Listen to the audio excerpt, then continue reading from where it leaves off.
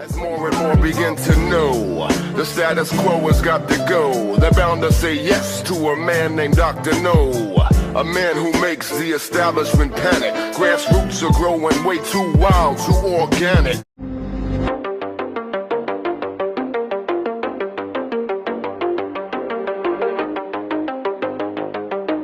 The U.S. considers military solutions for Ukraine's shipping. So the Wall Street Journal reported on Tuesday that the U.S. is considering military solutions to protect shipments of grain leaving Ukraine's Danube River ports as an alternative to the Black Sea grain deal that Russia recently exited. So the Journal cited an unnamed senior U.S. official based in Washington. I just want to read this excerpt from the report. This is definitely concerning to hear.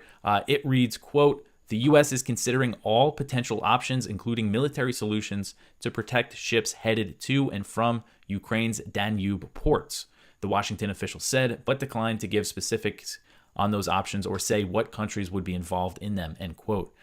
So since Russia decided not to renew the grain deal, the war has significantly expanded into the Black Sea. Russia has been bombarding Ukraine's ports, including those on the Danube River, which are just across the waterway from NATO member Romania. So these ports are very close to Romania. This section of the Danube River acts as a border between Romania and Ukraine. If you're watching here, I have a map that shows the Ukrainian port of Izmail, which is on the Danube River, which Russia has been bombing. And, it's just, according to, I looked on Google Maps and just looked at the distance, and it's just over 1,000 feet from Romania, from NATO territory. So there's definitely a chance of this thing really escalating. And there's been other escalations in the Black Sea from Ukraine. They've declared war on Russian commercial shipping. They say anything that Russia is moving in the Black Sea is a target. They targeted a Russian tanker with a sea drone attack. And then this past weekend, Russia fired warning shots at a commercial vessel that was headed to Ukraine, a cargo ship. And Russian forces actually boarded the vessel. So a NATO official who sparked a backlash from Kiev for suggesting Ukraine could cede territory to Russia in exchange for NATO membership appeared to walk back his comments on Wednesday. So this is Stian Jensen. He's the chief of staff for NATO Secretary General Jens Stoltenberg. As I went over yesterday, he suggested Ukraine could cede territory in exchange for NATO membership, and it sparked a huge backlash. So he said on Wednesday, quote, "My statement about this was part of a larger discussion about possible future scenarios in Ukraine, and I shouldn't have said it in that way. It was a mistake. It is completely Ukraine's independent right to decide," end quote. So a day earlier, Jensen said, quote, "I think a solution could be for Ukraine to give up territory and get NATO membership in return," end quote. Kind of backtracking, but I still think it's significant what he said. Another thing that he said was that this was a discussion going on within NATO, and NATO officials kind of went to the media, speaking anonymously, like, they quote Western diplomats or unnamed U.S. officials, unnamed NATO officials are all going to the media trying to clean this up, saying that they're not talking about it, but I'm sure that they are. So Ukrainian President Volodymyr Zelensky has uploaded a video to his Telegram channel showing him holding court with one of the most notorious neo-Nazis in modern Ukrainian history, and that is Azov Battalion founder Andrei Beletsky. So on August 14th, just an hour after Blinken announced another $200 million in military aid to Kiev, Zelensky published the video depicting what he called an open conversation with Ukraine's 3rd Separate Assault Brigade. So I didn't know this, that Rubenstein says here is that the brigade Zelensky was addressing is actually the newest iteration of the Azov Battalion, so the Azov Battalion is, this neo-Nazi militia that was formed in 2014 and was integrated into Ukraine's National Guard, becoming the Azov Regiment. They did a lot of fighting in the early days, in the Donbass war, throughout that war, but in the early days of the Russian invasion. And now apparently they've rebranded to the 3rd Separate Assault Brigade, and Zelensky was singing their praises and met with Beletsky. This isn't controversial to say that, he's a white supremacist or neo-Nazi, this guy. You just have to do a little digging into his past. And Rubenstein gets into, a lot of details here if you want to go check out the article. Senators urge Biden to unload stolen Iranian oil. So a bipartisan group of senators is urging President Biden to facilitate the transfer of stolen Iranian oil that has been stuck on a tanker off the coast of Texas. So this is the Greek tanker Suez Rajan. It was seized by the U.S. government in April under the pretext of sanctions relief and was forced to sail to Texas instead of China. The tanker is carrying 800,000 barrels of Iranian oil, but U.S. companies are hesitant to discharge the cargo over fears of Iranian reprisals in the Persian Gulf. It has been stuck near Galveston, Texas since May 30th. So Senators Joni Ernst and Richard Blumenthal. Ernst is Republican. Blumenthal is a Democrat. So this is a bipartisan effort.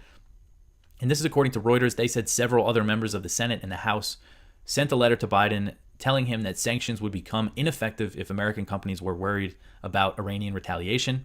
The letter reads, quote, "It is imperative that the administration make clear that Iran and designated foreign terrorist organizations cannot prevent our government from carrying out legitimate law enforcement operations," end quote. Well,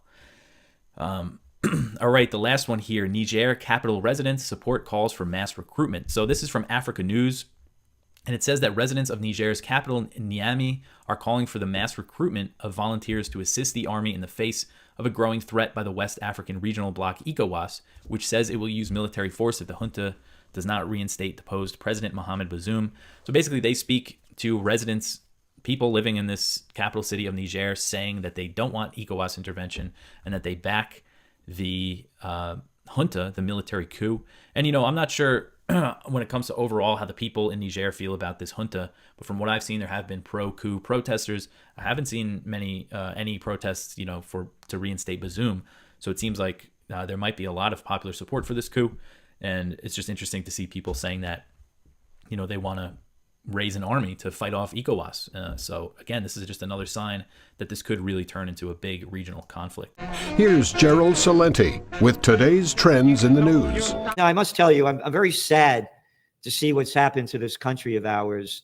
And I just see it declining in front of our face about what happened in this tiny little town out in Kansas, Marion, Kansas, 1,900 person town.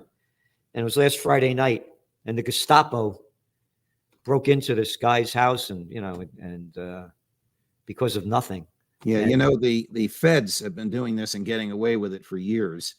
And I have been tracking, this is going back to my time at Fox, the destruction of civil liberties. So on Friday night in this 1,900 person town, the police chief called all the cops in. There's only 5 cops in the town, there's only 1,900 people. All 5 come in right away. We have to serve this emergency search warrant. They serve the search warrant. They break down a door. They walk into a business. They seize the business's servers. The employees that were there were forced to cough up their personal devices. And they say, "Where's the boss?" The boss is at home. They went to the boss's home, broke down his door, seized his server in his home, seized his desktop, seized his mobile device, seized his checkbook. His 98-year-old mother watches this. She collapses. The next day, she's dead. She dies of a heart attack from the stress of observing this. What was this terroristic business that they had to invade? A small town weekly newspaper. Nevertheless, a judge signed the search warrant to have the police ransack this newspaper like the Gestapo, looking to get every ounce of data from the newspaper to see who committed identity theft. And the answer was no one committed identity theft. There's a federal statute that prohibits the police from doing this. If they want information from the media, they have to present evidence of a crime to a grand jury and get a grand jury subpoena, and then you have the opportunity to challenge that subpoena. They can't just break down your doors. Why? Because the Supreme Court has ruled, and Congress picked up on this, that the press is the eyes and ears of the public. What kind of a society do we live in where the government can threaten the press like this? We have the right to think as we wish and say what we think and publish what we say. We have that natural right because it is our pursuit of happiness. We can't be fully, I know you're not supposed to say anymore that you pursue happiness. That's what Jefferson put in the Declaration. But we can't be fully happy or fully human if our free thought and free speech and free press can be interfered with by the police for such frivolous reasons. Freedom is dying by 1,000 little cuts. Even in small town America, power corrupts and liberty is diminished. Now, they have to bring a federal lawsuit against this police department. I don't know where that's going to go. I don't know why the judge signed a warrant. The judge is supposed to know the law that the DWI records are public and that the police are prohibited from executing a search warrant on the press. The judge is supposed to know this, but she signed the search warrant anyway. And there was something else, too, about the cop that gave the order. Wasn't there something about him, too? Correct. The newspaper was planning to publish negative information about this police chief. That also was not published. Was it not published because they're afraid of another raid? Was the raid undertaken because the cop had a vendetta against a newspaper that was investigating his excesses as a police officer? Where are we going with this? Say what we want, we'll leave you alone. Say what we don't want, we'll invade you on a Friday evening. Trends Journal. I'm a journalist. Correct. So what would be the restrictions that a journalist would have that a regular person wouldn't have? A regular person can be assaulted by a search warrant at 6 a.m, like at Mar-a-Lago. A journalist cannot. They have to ask you for what they want, or they have to serve a subpoena on you, which is not due for another 10 days. So you have 10 days in which to get a lawyer and challenge it. Before 1986, that was the law of the land in the United States for everybody, not just journalists. The Reagan administration had this fear of money laundering by drug gangs. So they enacted the Bank Privacy Act of 1986. Beware of the title of federal laws. They usually mean the opposite. It's really the Government Privacy Act of 1986, because it would allow the government to go to your bank and get your banking records and prohibit the bank from telling you that the feds are there. Pre-1986, they had to serve you with a subpoena, and you had the opportunity to challenge it. Oh, we're worried you might destroy the records. What do you mean destroy the records? The bank has the records. Unless you're Hillary Clinton and you own your own server and you're going to bleach the daylights out of it, you can't destroy the records. They are robbing us of our freedom. Freedom of speech, freedom to think for yourself, and a crime syndicate is running the country. Yes. The crime syndicate is called the government. Yep. And it lies, cheats, steals, and kills with impunity. Lies, the government lies, steals, cheats with impunity. America. And as you said a couple of weeks ago, where are the people? Where are the people? Where are the people joining our fight? Where is the outrage when the FBI announces we only spied on 278,000 people illegally? Don't worry about it. It was only 278,000. And don't worry who you are, because we didn't tell anybody.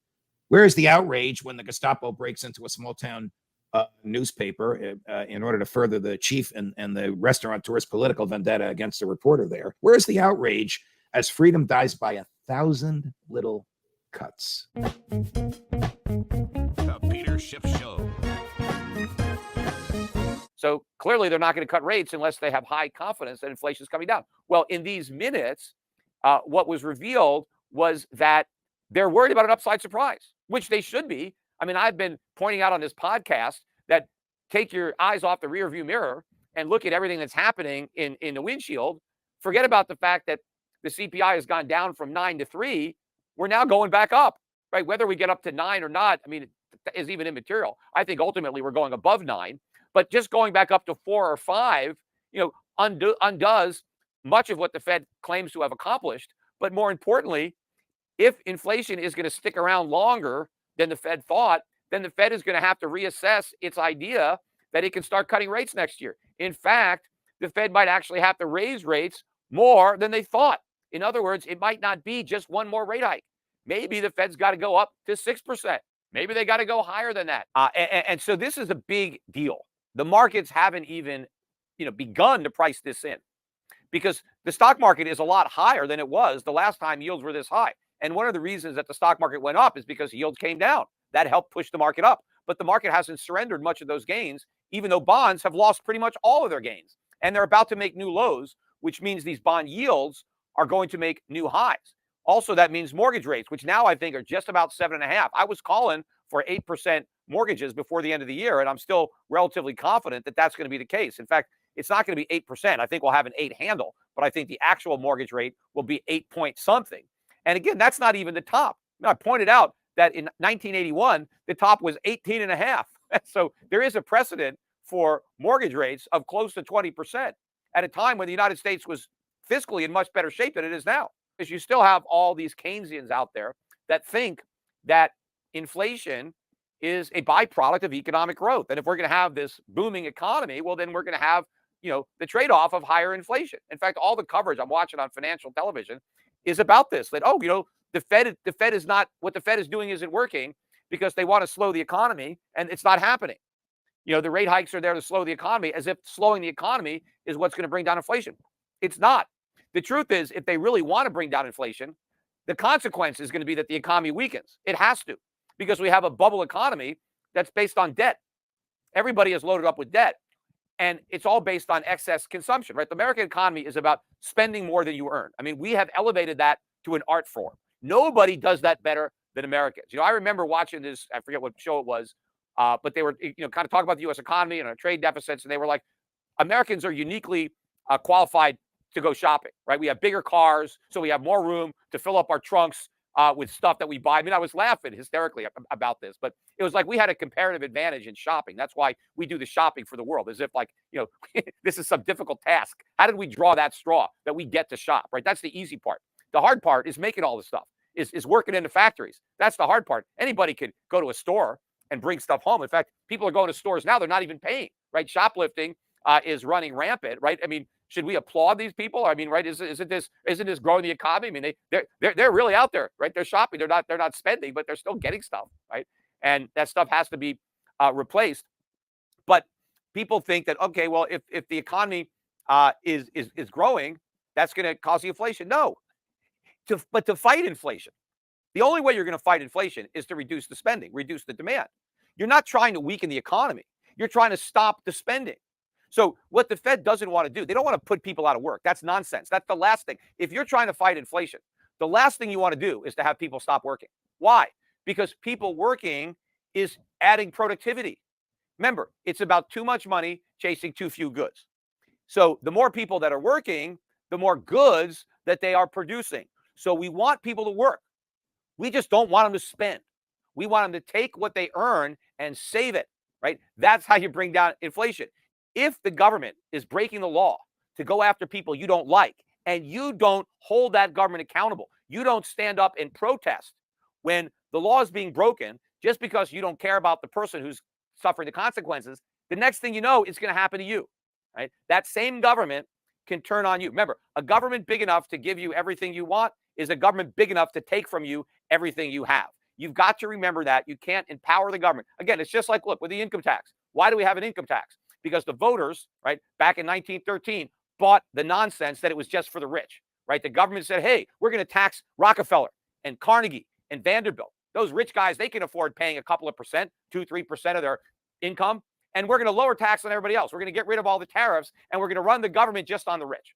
Well, let's see. Yeah, that backfired, right? I mean, look at all the middle-class people that are struggling to pay income taxes that were supposedly only going to fall on the super rich. That's why, again, they're doing the same nonsense today. They're claiming they want to tax the millionaires and the billionaires. And if you allow them to do that, it's actually going to fall on you. Just like all these IRS agents they're hiring. Again, why do we need all these IRS agents? Oh, because they're just going to sick them on the rich. Don't worry. They're not going to bother you. We're just going to go after Bill Gates and Warren Buffett and Zuckerberg and Musk. They're going to leave you guys alone. Yeah, right. The main target of all these IRS agents is going to be the middle class.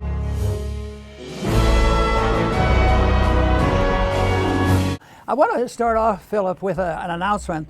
Monday it happened, but I think it just made it into the news today because we talk a lot on the program about de-dollarization, what the BRICS are doing, and what's going to happen to the dollar as a reserve standard. That's a big deal. And there's been a motivation with some countries to try to avoid the dollar because we get involved in the financial markets because if people don't do like we want them to do, sometimes we just put on sanctions on them and interfere and confiscate funds and this sort of thing. But what I heard this morning and this week, Philip, is the fact that India bought 1 million barrels of oil from UAE and they didn't go and get some dollars to pay for it. It was a transaction between the two countries, and they paid for it in rupees, so India got their oil, and it was sort of a test run because they might be doing a lot more of that. They're upset with us. There's reasons for financial or political reasons that there's a movement, and that's why BRICS exists, because they're talking about that. But how do you see this evolving, this whole thing about switching from the power that the country has with the reserve currency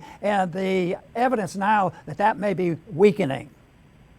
Yeah, I mean, it's absolutely spot on. It was big news for India to buy 1 million barrels of oil from the UAE and use rupees is very new. And the two countries also agreed to set up now a real-time payment link to facilitate easier cross-border money transfers. So it looks like it's set to continue. I agree with you. Like, it's not going to be the case that we wake up tomorrow or next week and the dollar is no longer the global reserve. However, the world is starting to turn away from the dollar. And there's a couple of reasons why. I think domestic policy has a big part to play, right? The key to a global reserve currency, as you know well, is that it has to be a trusted store of wealth. And the dollar is struggling to be that today. Let's bear in mind, since the start of the pandemic, since January of 2020, it's lost over 16% of its purchasing power.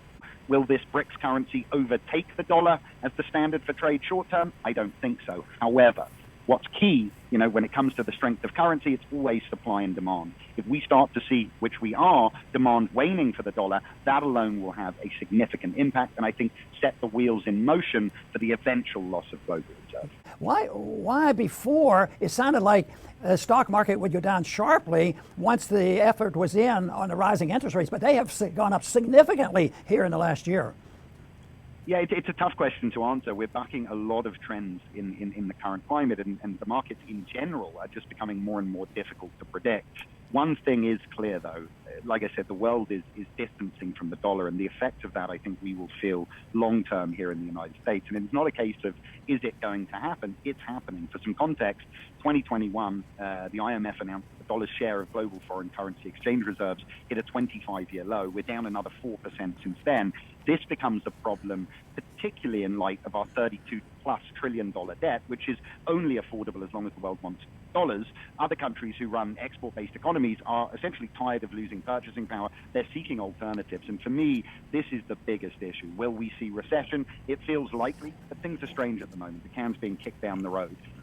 Ultimately, if we do, we'll come back from that, right? Because things are cyclical. Same with inflation. We see periods of high inflation and we come back. One thing that is almost impossible to come back from as a nation is a loss of global reserve currency status. I feel that the wheels are in motion for that. That is probably, and I think we know that the biggest problem that we face as a nation. Most of the information comes from the government. There are private sources, but most of the things that we look at, CPI and this sort of thing.